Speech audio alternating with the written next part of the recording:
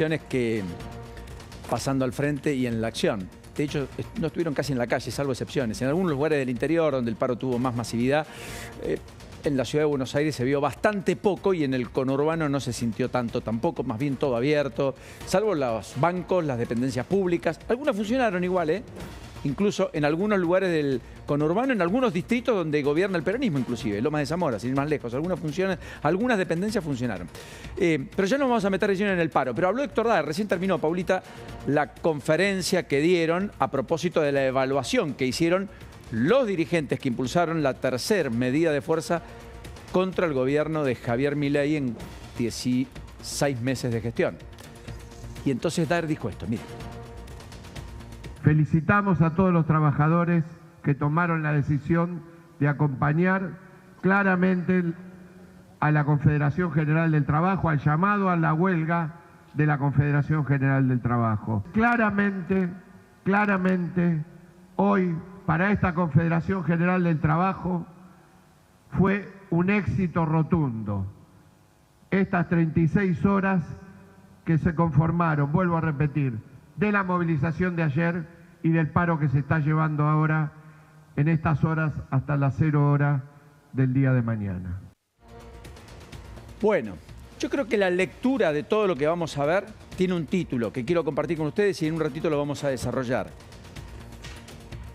El título es La CGT no ganó la calle, me parece que fue harto evidente hoy.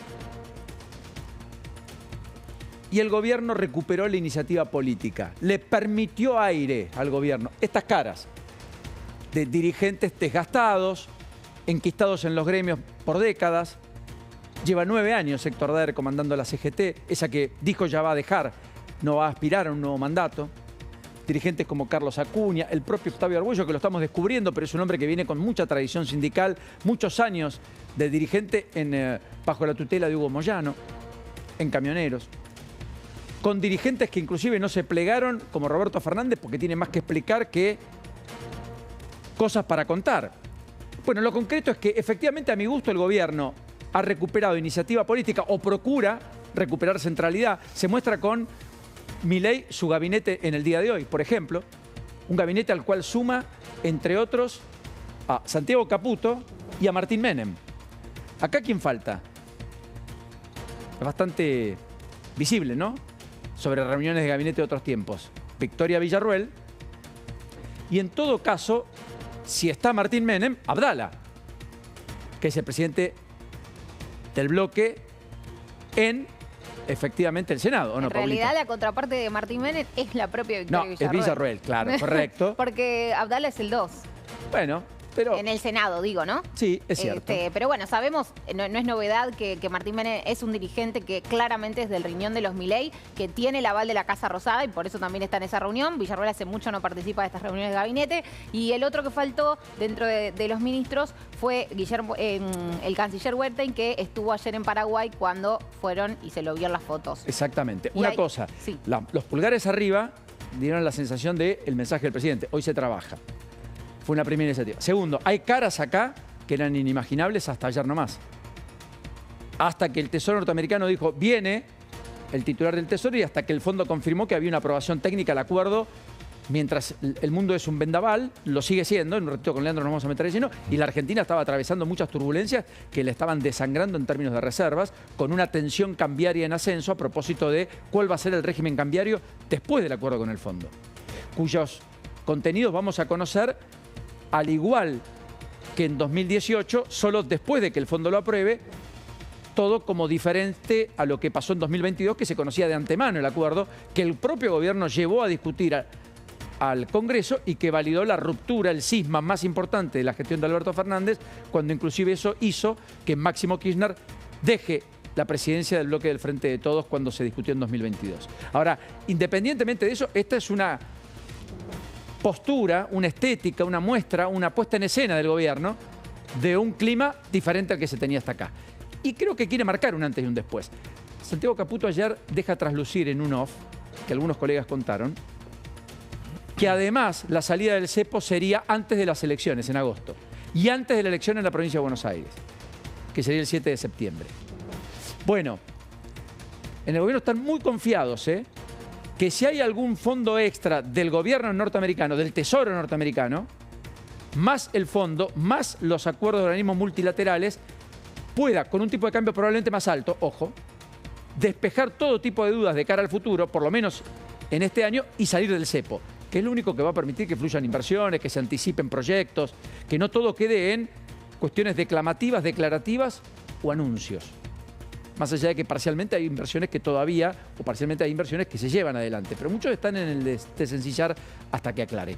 O sea, yo creo que la simbología del paro de hoy, con los dirigentes que lo fomentaron, por lo abrupto del cambio de posiciones versus el gobierno anterior, de los cuales ellos eran parte, versus un gobierno del cual no se sienten tributarios y al cual le endilgan todos los males, de los cuales ellos son parte para la inmensa mayoría de la sociedad, le permite al gobierno aire. Que hay que ver si finalmente eso lo pueden potenciar. No está claro. Pero como simbología, en el día de un paro político, con figuras desgastadas, con una dirigencia gremial que no tiene el marco de autoridad de otros años, de otros tiempos, el gobierno encuentra una ventana para ver si puede retomar iniciativa política que la había perdido casi por completa tras el criptolibra. Está Carola Suárez en lo que está sucediendo allí en la CGT de Azopardo. Carola, bienvenida. ¿Cómo estamos? Buenas tardes. Hola Paulino, ¿cómo estás? Buenas tardes. Bueno, hace instantes terminó esta conferencia de prensa encabezada por Héctor Daer, pero estamos con Juan Pablo Brey, secretario general del gremio de aeronáuticos. Él participó también, está nucleado en el gremio de la CGT y queremos saber también, bueno, cómo ha impactado en tu sector puntualmente y una evaluación tuya a nivel global de lo que fue esta jornada de paro. Bueno, en el sector nuestro, buenas tardes Paulino y compañía. Buenas tardes. En el sector nuestro el acatamiento fue total, el 100%, tanto de los aeronavegantes a quien represento como de los demás sindicatos, trabajadores y trabajadoras de los otros sindicatos aeronáuticos.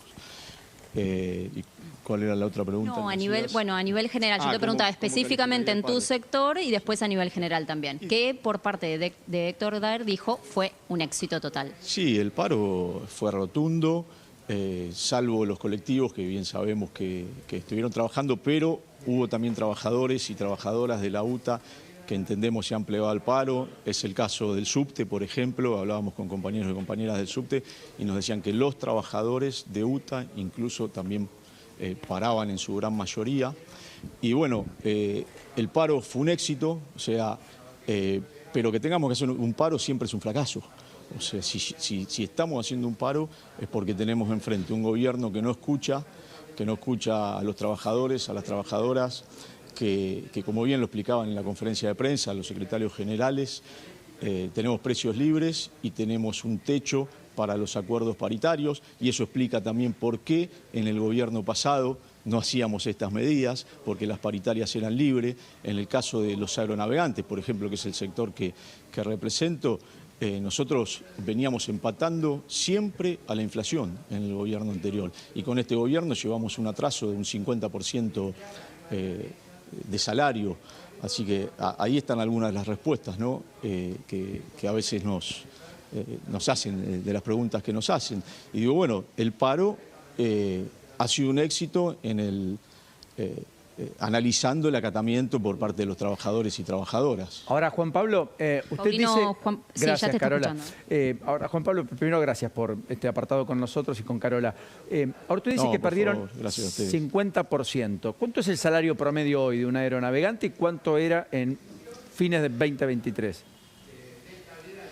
Me haces una pregunta muy técnica. Bueno, no, pero si usted dice que hay un retraso del 50, sí, hay números para comparar, ¿no? Sí, no los tengo ahora en la cabeza cuánto era exactamente el promedio en 2023 y cuánto es hoy, pero claramente hemos perdido muchísimo poder adquisito. Bueno, ¿cuánto es hoy el salario promedio? Pasado tuvimos un conflicto y un salario promedio debe estar en 2,5 millones más o menos. ¿Promedio? Un salario promedio de un aeronavegante. Sí. ¿Un piloto cuánto gana hoy? Un salario promedio, sí. Y ya no es mi sector, pero no sé, tenés pilotos, los más altos estarán en 8 millones los que tienen cargo empresarial, pero ya me voy por fuera de lo que es mi sector, ¿no? Yo represento Está bien, a Juan los Pablo. aeronavegantes. Está bien. Pero esto te estoy hablando en aerolíneas argentinas. Tenemos empresas que los salarios son mucho mayores en la actividad porque es una actividad que es muy bien remunerada, por lo que implica la responsabilidad que tenemos, por lo que implica la formación. Un piloto gasta miles y miles de dólares en su formación. Entonces después es lógico que tenga una buena remuneración, ¿no? Sí, el médico también gasta miles y miles de dólares también. en su formación, porque hace, digamos... No, el médico no gasta lo mismo que el piloto. La hora de vuelo vale miles de dólares. Y para ser piloto tenés que tener 900 horas de vuelo. Entonces el médico no invierte tanto como un piloto para formarse. Bueno, primero invierte Igualmente 6 años para instruirse. Pero déjeme terminar esto, porque si no... Claro, sí, 6 meses, el mismo tiempo que invierten los pilotos. 6 años para formarse y 4 años después para hacer prácticas de residencia, con lo cual hasta que recibe un sueldo no cumple los 30 años. Sí, quiero poner supuesto, simplemente a alguien que salva la vida. Y el piloto tiene que ganar muy bien, ¿eh? Por supuesto, sí. Sí, y el médico también tiene que ganar muy bien. La discusión no es trabajadores contra trabajadores, sino que hasta los médicos hoy también están parando. Uno de los secretarios generales de la CGT representa Sanidad, los enfermeros, todo el sector que tiene que ver, claro, con la salud. Entonces también está reclamando ese sector. Entonces acá los que estamos reclamando son por todos y todas las trabajadoras, por los jubilados y jubiladas también. O sea, acá no es cuestión de decir, está reclamando un sector que gana bien y el otro no. Acá estamos reclamando todos los trabajadores y trabajadoras que estamos nucleados en los sindicatos de la CGT, ¿no? Sí, yo le tomo todo, pero hay un aspecto. Cuando me pone a los jubilados, digo, en el gobierno de Alberto Fernández perdieron y perdieron feo. Vienen con una tendencia a la baja desde el 2018. Los jubilados perdieron y feo. Y también se molestaban. También los jubilados se movilizaban y nadie los acompañó. Los jubilados vienen perdiendo... Sí, los jubilados vienen perdiendo hace años, muchísimos años. Es una cuestión que tiene, es una deuda de la política con los jubilados. Ahora, lo que pasa ahora es que antes no pasaba, es que antes los jubilados se expresaban frente al Congreso, porque también lo hacían, el Consejo nuestro de Jubilados también iba a reclamar frente al Congreso en las marchas. ¿Y qué cambió ahora entonces? Y hoy lo hacen. ¿Qué cambió? La política del gas, de las balas y de los palazos. Eso es lo que cambió. Que hoy parece que protestar fuera un delito, cuando es parte de la democracia. La misma democracia que permite que el gobierno gobierne legítimamente, porque ganó en democracia.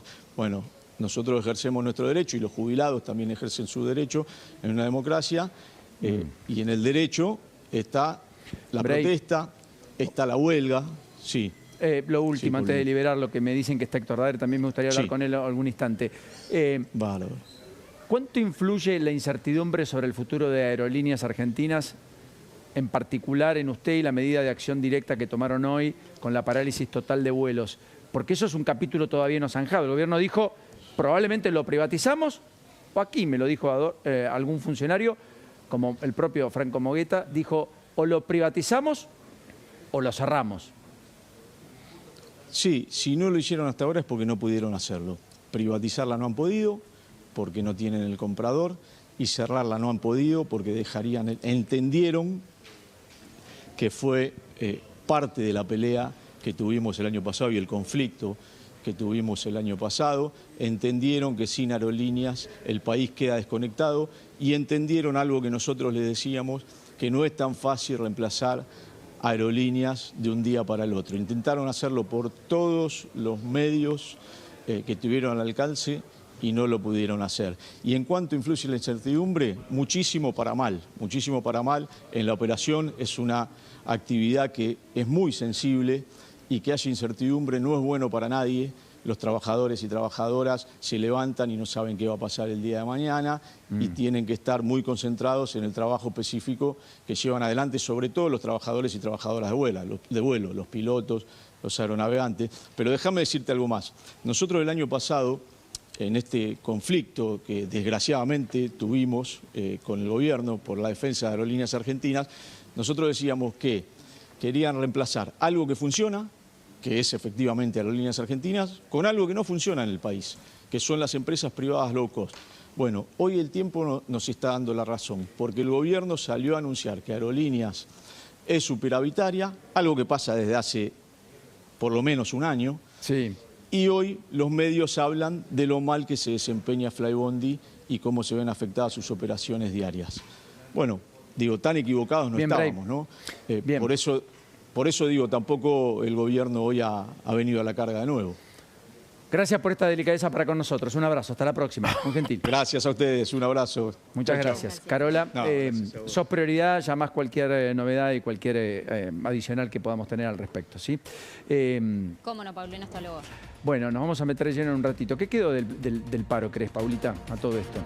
Tenemos, yo creo que es esto, que es después del contraataque que hace el gobierno, los comparó en un momento a los dirigentes sindicales con animales salvajes, sacó a relucirles su estilo de vida o el estilo de vida. Sindigarcas, zurdos, sindicalistas K, dijo sí. Eso dijo Milei en algunos retweets que hizo bien temprano. Después, desde la Casa Rosada, emitieron un comunicado que lo hicieron a través del canal de difusión de Manuel Adorni, que ahí fue cuando dijeron que el avance de la libertad, mira, acá está, la producción tiene la placa, dice, están atrincherados en el poder político sindical, enquistados en el nido de la casta, el avance de la libertad implica el fin de sus negocios y como los animales salvajes cuando están acorralados contraatacan para sobrevivir. Bueno, fue la línea que marcó el gobierno desde el primer momento, desde esos primeros 2 paros en 2024. Después, recordemos que hubo una instancia de negociación con el sindicalismo. Sí. Que el sindicalismo se opuso a algunas reformas que planteaba el radicalismo al respecto de su, digamos, el la democratización de sindical gremios, famosa. Exacto, digamos. Que eso se paró en el Congreso.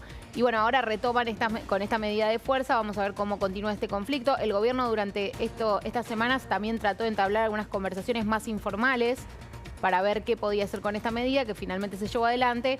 Creo que el éxito del gobierno, bueno, fue evitar el tema de los colectivos. Ahora, en todos los casos, Cancelar, me da la impresión que, digamos, el gobierno también, ahí la paja del trigo no la separa demasiado bien, porque Roberto Fernández, que es un aliado, no sería un sindigarca, pero está no sé cuántos años hace, y es más, lo está investigando por la obra social que maneja su mujer.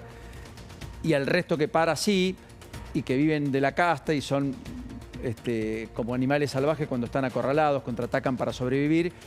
Qué sé yo, también es una posición bastante compleja la del propio gobierno. Efectivamente, porque además es el propio gobierno el que dialoga y el que negocia con los sindicatos, el que obtubró la reforma sindical propuesta por el radicalismo el año pasado y la cajoneó en una negociación que encabezó el propio Santiago Caputo.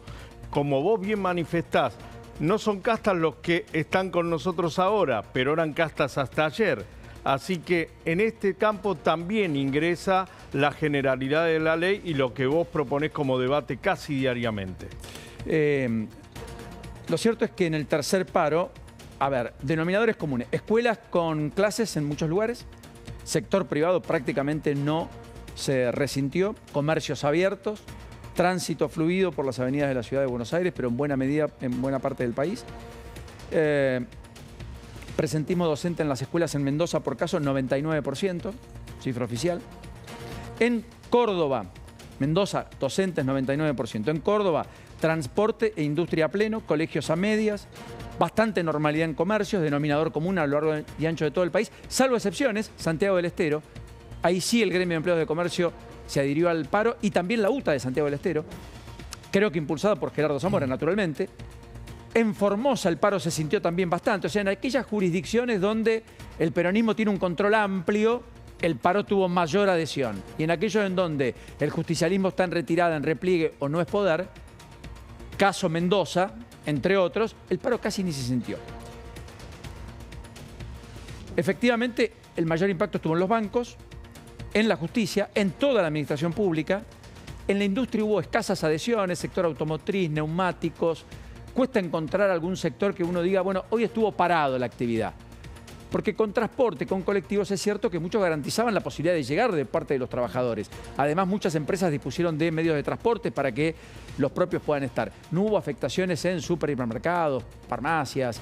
Te quiero decir, cosas que habitualmente en un paro que tiene la dimensión y la magnitud de otros paros, no hubiera ocurrido. Sí hubo geografía. Sí, perdón, Paulita. No, vos decías un denominador común de estos tres paros. Bueno, también lo que se vio en la calle con la gente, por supuesto, con complicaciones para moverse en el día de hoy, quienes tenían que ir igual al trabajo, diciendo que era muy, muy difícil moverse pese a la presencia de colectivos, ¿no? Quiero decir, también es un denominador común de estos paros, que finalmente el que tiene que ir a trabajar igual, porque lo necesita o porque Sí, correcto. tal vez no se puede ir o por el motivo que fuera, también siempre se complica en la calle cuando hay estas medidas de fuerza que son tan generales, de que abarcan a tantas ramas más allá del nivel de adhesión. Lo cierto es que en las universidades se sintió con fuerza también, porque ahí hay un reclamo latente que va a crecer. Se sintió con mucha fuerza en el corazón de Vaca Muerta. Los petroleros pararon por 24 horas y ahí prácticamente no hubo actividad. Básicamente hay 700 despidos, dicen en los últimos meses, personas que no saben dónde van a terminar trabajando, que hay salarios impagos en algunos de los proveedores o que están abonados por debajo del estipulado. Una asamblea el martes multitudinaria que definió esa medida de fuerza en el corazón de Vaca Muerta en Añelo. Ese es un sector que sí, efectivamente, hoy tuvo alta adhesión. En algunos lugares, en Caleta Olivia, por ejemplo, los camiones eran frenados en el acceso a la ciudad. Habían dispuesto desde la seccional del gremio de camioneros una especie de playa de estacionamiento donde todo el mundo dejaba los camiones y hasta le habían cocinado osobuco anoche. Y hoy le dieron también la comida al mediodía, ¿se entiende? Entonces quedaron todos los camioneros ahí varados para no distribuir alimentos, no llegar al supermercado, no llevar combustible inclusive. Pero la ruta no estaba cortada, era simplemente que no pasen los camiones. Bueno, Rosario tuvo una movilización muy fuerte con corte de la circunvalación. Es más, el intendente fue a pedir para que haya un protocolo antipiquete, que se garantice la libre circulación, cosa que no ocurrió. Estaba a la altura de Juan Domingo Perón. Mirá vos qué simbología, las dos manos cortadas. Podemos mostrar las imágenes de Rosario un poquito y después nos metemos de lleno con lo que dijo Héctor Daer. Porque yo creo que ahí hubo algún epicentro de movilización, de marchas, de conjunción de distintos sectores que le dieron algo del folclore tradicional de los paros. Después, insisto, acá fue un paro en donde no hubo escenario, no hubo movilización, no hubo discurso central, hubo solo una reflexión dentro de la CGT Azopardo, como si los dirigentes sindicales no pudieran salir al encuentro de la gente, estar con la gente. Es una simbología, se quedan dentro del lugar en su propia casa y ahí hablan, como Bray recién, como Daer, es descriptivo, pero muy importante para comprender cómo la gente observa todo lo que ha pasado. Más bien con equidistancia. El que está convencido, el que el gobierno es muy malo, abraza la idea, dice que quiere parar. El que está a favor del gobierno dice, son los mismos de siempre, basta, terminemos con esto. Y el equidistante mira con apatía y dicen, ¿y a mí que me cambia nada? Absolutamente nada. En el medio, el gobierno tal vez tenga un argumento adicional para poder hacer lo que hasta acá no se animó. Y es ir por la democratización sindical, es ir por los fondos de las obras sociales, quizás, tal vez, no lo sé, y sobre todas las cosas los aportes obligatorios a los gremios que le dan vida, le dan sostenibilidad. Son el brazo político armado en términos económicos más tradicional del peronismo cada vez que no ostenta el poder. La diferencia es que no tienen liderazgo, ellos mismos están en tela de juicio, ellos mismos están atravesados por las internas, ellos mismos tampoco tienen liderazgo, no solo en el peronismo, sino en la CGT, y ya ni siquiera pueden montar escenarios para hablar. Sí, Paulita, ahora sí. ¿Querés que vamos a repasar lo que decía Héctor Daer?